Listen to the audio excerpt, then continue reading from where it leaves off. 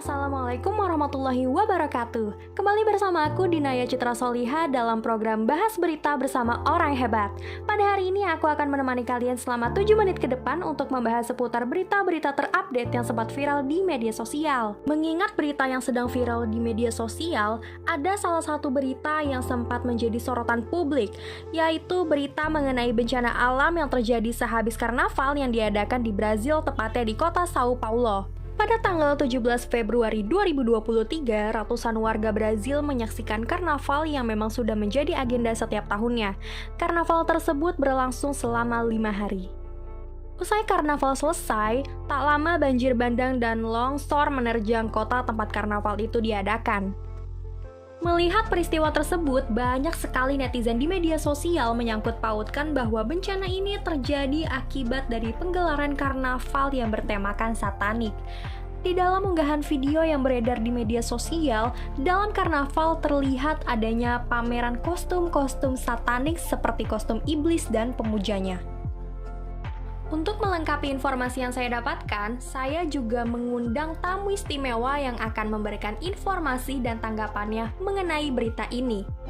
Oke, saya di sini sudah bersama Dia Ajeng, yang merupakan salah satu netizen Indonesia yang sempat mengulik dan mencari tahu informasi tentang berita bencana alam yang terjadi di Brazil. Halo Kak Ajeng, bagaimana nih kabarnya? Alhamdulillah, baik.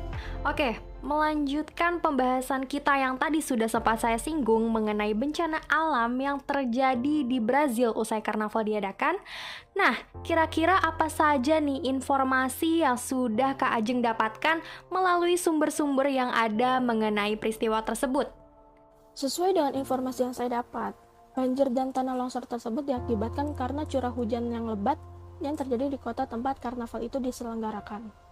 Kemudian mengenai informasi korban jiwa, itu ada sekitar 36 korban yang tewas. Salah satunya ada anak perempuan yang berusia 7 tahun yang menjadi korban bencana alam ini.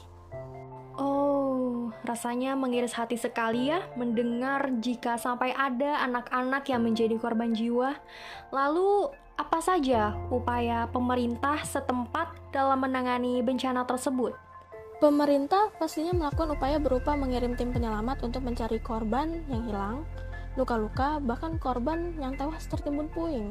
Selain itu, banyak pula lokasi yang terisolasi sehingga turis-turis karnaval sempat terjebak sebelumnya. Berarti banyak sekali ya korban jiwa yang memang terkena dampak dari bencana ini. Pemerintah pun juga harus berusaha semaksimal mungkin pastinya untuk menyelamatkan masyarakat yang berada di lokasi. Baik, terima kasih Kak Ajeng atas informasinya. Sama-sama. Selanjutnya, kita juga akan mendengarkan narasumber kedua kita, yaitu Bapak Ustadz Muhammad Soleh yang akan memberikan tanggapannya mengenai peristiwa tersebut.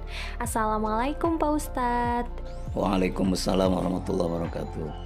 Jadi gini Pak Ustadz, mengenai peristiwa bencana alam yang terjadi di Brazil seusai kegiatan karnaval bertema satanik ini memancing komentar para netizen. Nah, bagaimana tanggapan Pak Ustadz mengenai peristiwa tersebut? Bismillahirrahmanirrahim. Assalamualaikum warahmatullahi wabarakatuh.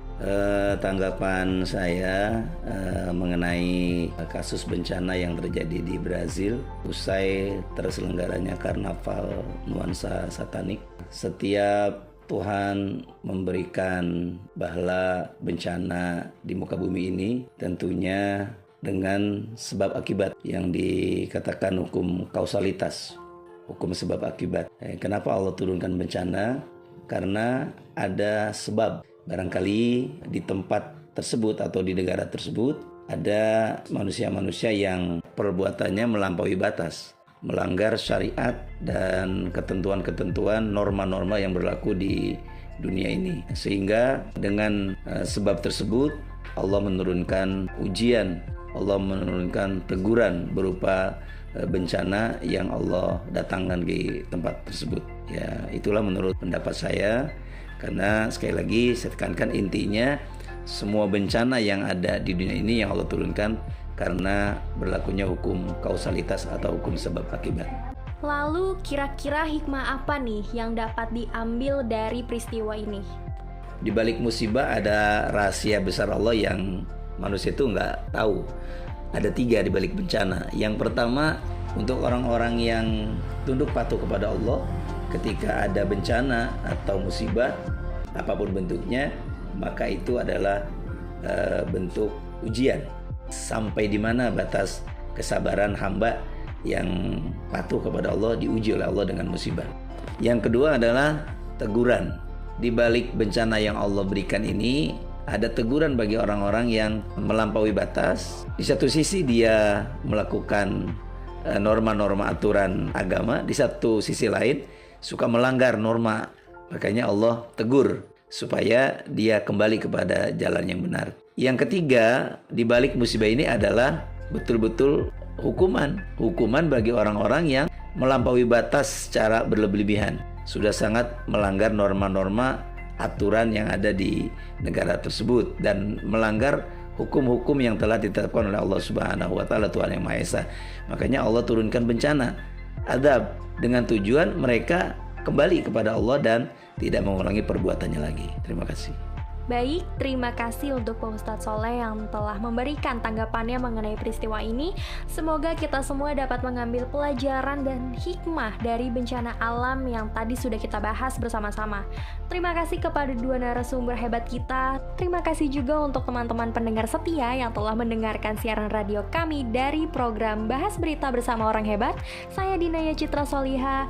Assalamualaikum warahmatullahi wabarakatuh.